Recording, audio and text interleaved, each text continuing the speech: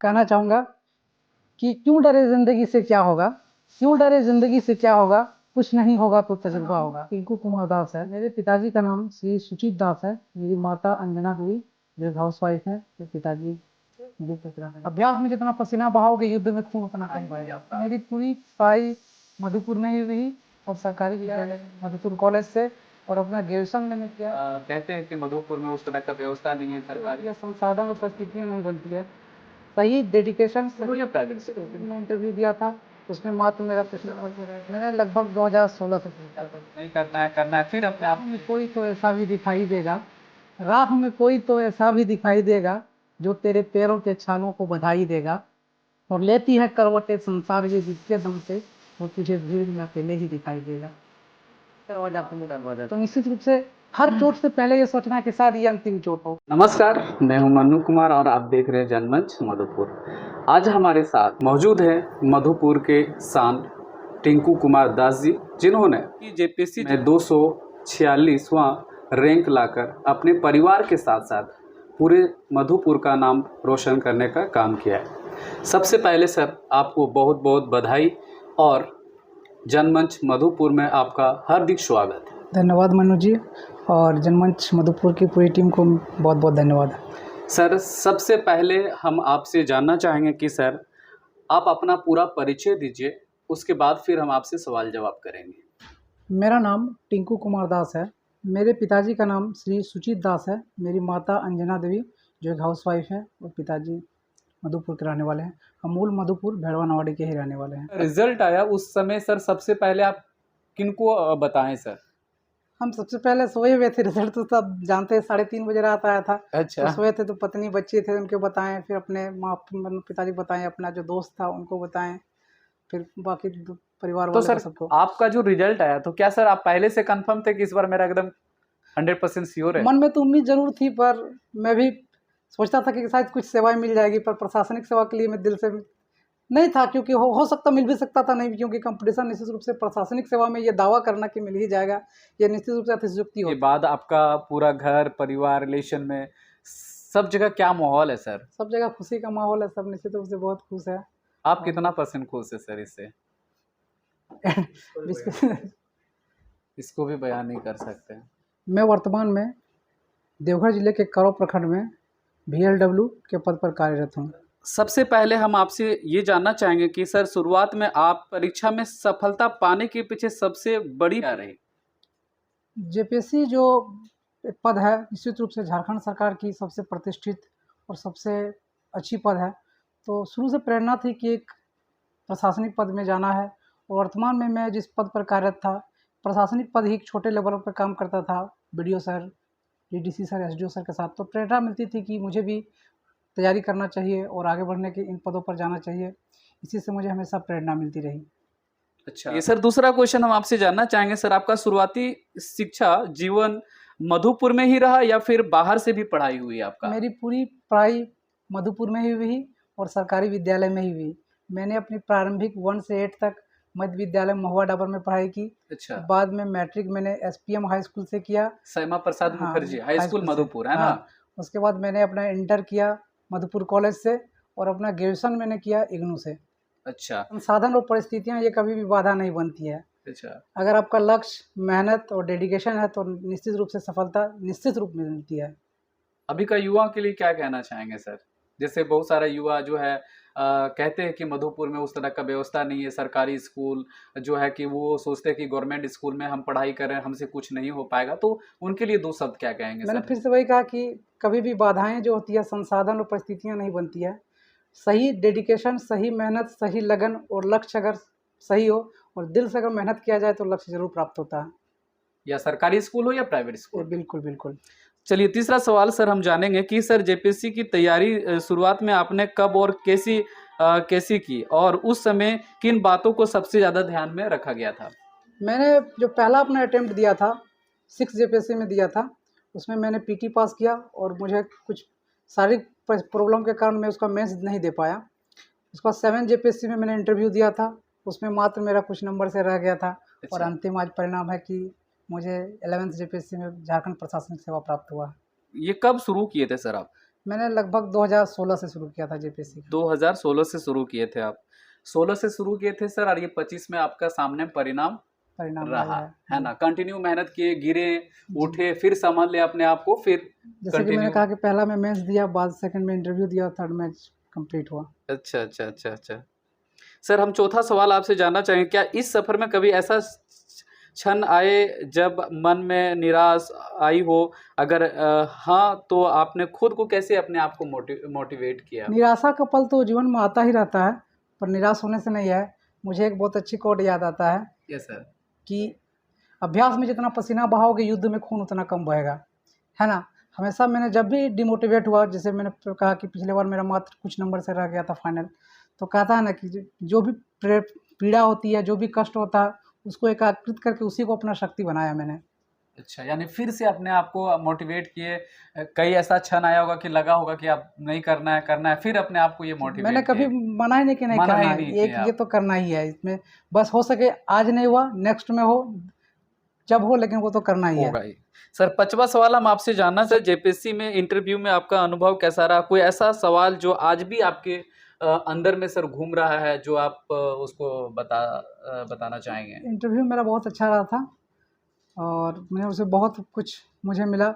और चूँकि मुझे ज़्यादातर मेरे जो प्रश्न थे, वो चूँकि मैं ऑलरेडी जॉब में था, तो ज़्यादातर सवाल मेरे जॉब से रिलेटेड ही थे, जिसमें मैं उसमें बहुत कंफर्टेबल था, मुझे उसमें कोई दिक्कत का कुछ सामना दिक्कत करना नहीं नहीं पड़ा। हुआ। वो सवाल हम जानेंगे सर। सर आप मधुपुर जैसे क्षेत्र से आते हैं, और ऐसे में सीमित संसाधनों में पढ़ने वाले छात्र के लिए आप क्या सलाह देना चाहेंगे?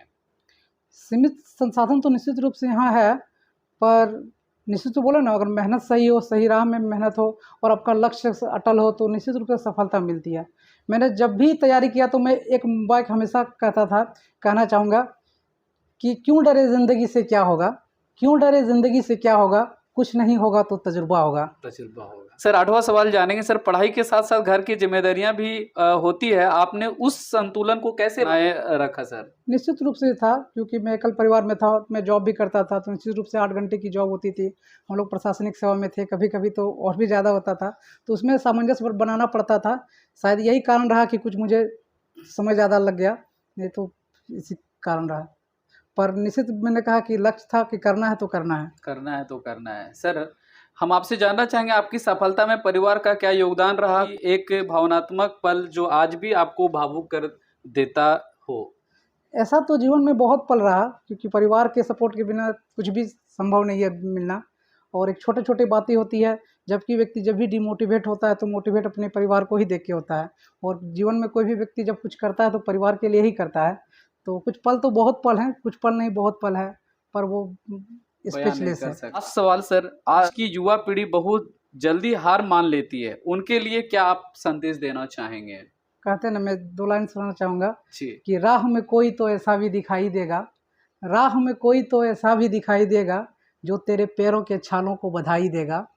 और लेती है करवटें संसार ये जिसके दम से, वो तुझे भीड़ में अकेले ही दिखाई देगा। वाह सर, एक शायर के तौर पे स्टूडेंट को आप मोटिवेट किए, बट हम चाहेंगे कि सर जो है स्टूडेंट के लिए 2 शब्द और रखें आप। स्टूडेंट के लिए यही कहना चाहेंगे कि आप अब बड़ा लक्ष्य अगर जीवन में निर्धारित करते हैं, तो छोटी-छोटी बाधाएँ तो ज़रूर आएगी लाइफ में, उससे हटना नहीं है। कहते हैं ना कि व्यक्ति जब जीवन में चलना शुरू करता है, तो कुछ व्यक्ति पहली बाधाएँ से हट जाती है, कुछ आधे से हट जाती हैं। पता चला जब जीवन में जब चोट करना है ना, तो व्यक्ति थक के जब अंतिम चोट छोड़ देता है कि हार जाएँ, और शायद ऐसा भी हो सकता है कि उस अंतिम चोट से ही दरवाज़ा खुले।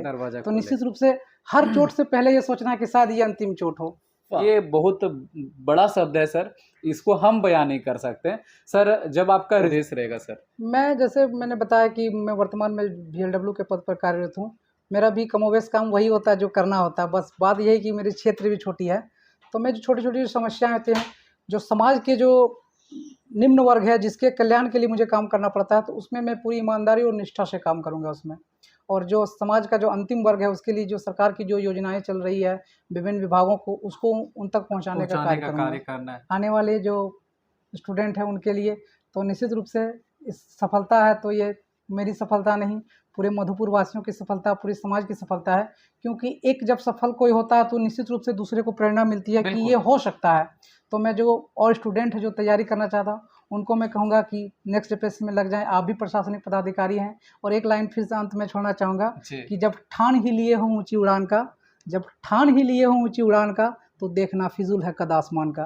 धन्यवाद। अपना कीमती समय देने के लिए आपको बहुत बहुत धन्यवाद सर, तहे दिल से sir, thank you so much. अब हम जो है आपको मिलवाने चाह रहे हैं टिंकू जी का जो पिताजी है वो कितना खुश है। आइए हम लोग इनसे जानते हैं कि क्या बोलते हैं। क्या बेटा आपका जो है एक बहुत बड़ा पद हासिल किया, उसके लेके आप क्या बोलेंगे? बहुत आनंद है हम लोग, बहुत आनंद है, बहुत। बहुत हाँ, खुश है। हम क्या, हमारा समूचा परिवार आनंद है, पूरा परिवार आनंद है। फुल आनंद है। इतना आनंद के हद से ज्यादा। क्या कभी ऐसा समय आया होगा जो कि आप लोग को बहुत कठिनाई हुआ होगा, दिक्कत हुआ होगा? कठिनाई से पढ़ाए लिखाए हैं। अच्छा, क्या करते हैं सर आप? हम सिलाई काम करते थे, सिलाई का काम करते थे। रात रात भर जग के सिलाई काम करते रहे। अच्छा, और काफी देखिए ये सिलाई का काम करते हुए अपने बेटा को, अच्छा सर, जो जिस चीज का अभी रिजल्ट आया है सर, वो करके हम मैनेज किए, कभी तब जाके हम लोग सक्सेस करवाएं। खुशी है ना सर? आनंद है, पूरा खुश आनंद है। हम क्या, मेरा फुल परिवार आनंद है। किसी का भी पिताजी वो भावुक हो ही जाते हैं, तो वो क्षण आज इनको इनसे देखने को मिला कि वाकई में इनके जो है मन में अंदर में जो है इतना खुशी है कि वो जो है ना भावुक हो गए जी।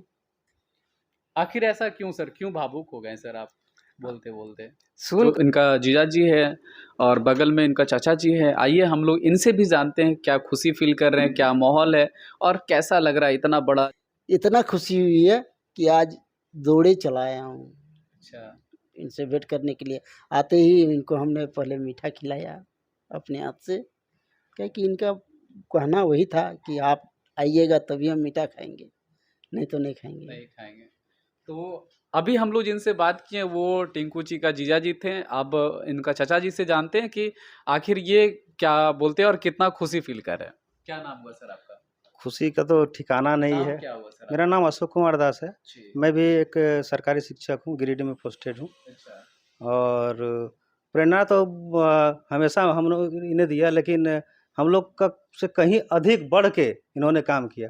हमको खुद भरोसा नहीं हो रहा था कि कर पाएगा कि नहीं कर पाएगा, लेकिन इनकी कठिन मेहनत और परिश्रम देख के हम लोग भी दम्ब रहते थे। ड्यूटी 8 घंटे ड्यूटी करके आने के बाद रात भर पढ़ना, जग के नींद लगे तो फिर मुंह में पानी मार के फिर पढ़ना, और किसी भी फंक्शन में बहुत ही कम समय निकाल के ही जा पाते थे। और बहुत हद हद तक इन्होंने अपने सुविधाओं को त्याग किया इस परीक्षा में पास होने के लिए। तो बिल्कुल हम लोग सब बहुत खुश हैं और पूरा परिवार खुश है, हम लोग का समाज भी खुश है, मधुपुर तो पूरा खुश है ही है। और इसके बाद सबसे बड़ी बात ये हो गई कि हम लोग का जो बच्चे, जो नई पीढ़ी जो पढ़ रहे हैं, उनको बहुत बड़ा प्रेरणा मिल गया कि हमारे घर से ही जब मेरा भाई ऐसा कर सकता है तो हम लोग ज़रूर कर सकते हैं, और मोटिवेट करने के लिए तो हमेशा तैयार ही रहेंगे।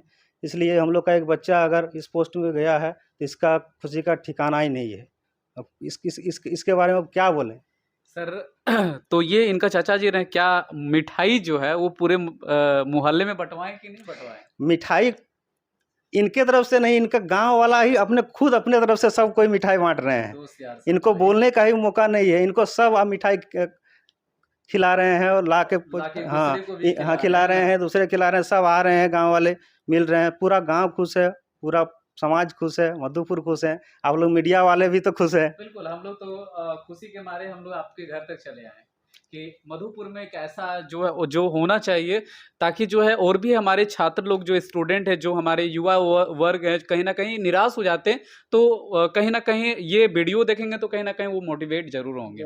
तो ये इनका जिया जी थे और ये चाचा जी थे, और ये काफ़ी इन्होंने अपना महत्वपूर्ण बात को रखा, और जो है कहीं ना कहीं 8 घंटा जागना, ड्यूटी करना, ड्यूटी करके आके फिर पढ़ाई करना, तो ये बहुत बड़ी बात है। अभी की जनरेशन जो युवा लोग हैं वो इंस्टाग्राम, फेसबुक, व्हाट्सएप में लगे हुए रहते हैं, तो कहीं ना कहीं ये बहुत बड़ी बात है। टिंकू मामा हमको भी प्रेरित करते हैं, ये हमको भी पढ़ाते हैं, और मैं भी सिविल सर्विसेज का तैयारी करता हूँ, इन्हीं के मार्गदर्शन पे करता हूँ, और हमेशा हमको प्रेरित करते रहते हैं। और पढ़ाई के विषय में जो कुछ भी डाउट्स होता है, जो कुछ भी प्रॉब्लम्स आते हैं, यही मुझे उन सब का निवारण करना सिखाते हैं। और मैं इनसे बहुत ज़्यादा प्रेरित हूँ। किए, कैसे मेहनत किए और आज जाके एक बहुत बड़ा पद हासिल किए। बहुत बहुत धन्यवाद आप सब।